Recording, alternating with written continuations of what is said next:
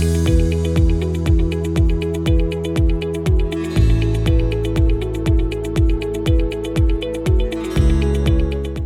అండి, నేను మీ doctor MS Reddy, Kiran hospitals, Karmanghat, Hyderabad. So ఈరోజు మనము లాప్రోస్కోపీ ప్రొసీజర్ ఎక్కడ యూజ్ చేయొచ్చు, ఎలాంటి సర్జరీస్ లాప్రోస్కోపీ ద్వారా చేయొచ్చు అనే దాని గురించి డిస్కస్ చేసుకుందాం. సో మనం ఇంతకుముందు అనుకున్నట్టే లాప్రోస్కోపీ అంటే మనం పొట్ట భాగంలో ఉన్న వాటికి సర్జరీ చేసేదాన్ని లాప్రోస్కోపీ అంటాం.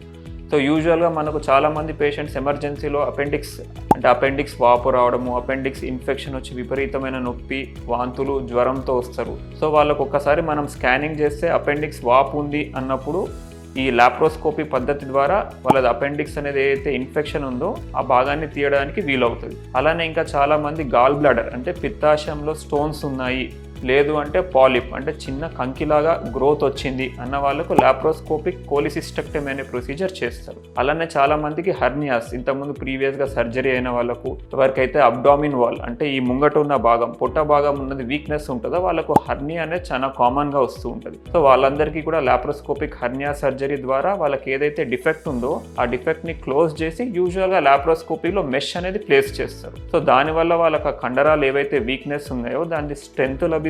సో దట్ ఫ్యూచర్లో మళ్ళీ హర్నియా రాకుండా ఉండడానికి హెల్ప్ అవుతుంది. నెక్స్ట్ ఇప్పుడు కనుక మనం తీసుకుంటే ఇంకా ఈ లాప్రోస్కోపీ లేడీస్ దాంట్లో యూజువల్గా ప్రెగ్నెన్సీ కోసం ట్రై చేసేటోళ్ళకు అంటే ఇన్ఫర్టిలిటీ ప్రాబ్లంలో ఉన్న వాళ్ళకు డిహెచ్ఎల్ డయాగ్నాస్టిక్ హిస్టోలాప్రోస్కోపీ అనే ప్రొసీజర్ చేయొచ్చు. అలానే ఒకవేళ ఏమన్నా యూట్రస్లో గ్రోత్ కనుక వస్తే, ఫైబ్రాయిడ్ అంటారు, అలా కనుక వస్తే దాన్ని రిమూవ్ చేయడానికి లాప్రోస్కోపిక్ మయోమెక్టమీ చేయొచ్చు. లేదు కొంతమందిలో గర్భసంచి ప్రాబ్లం ఉంది, గర్భసంచి తీయాల్సిన అవసరం వస్తే లాప్రోస్కోపీ ద్వారా ఎలాంటి కోత లేకుండా లాప్రోస్కోపీ ద్వారా ఈ హిస్టెక్టమీ అనేది చేయొచ్చు. దాన్నే టిఎల్హెచ్ అంటారు.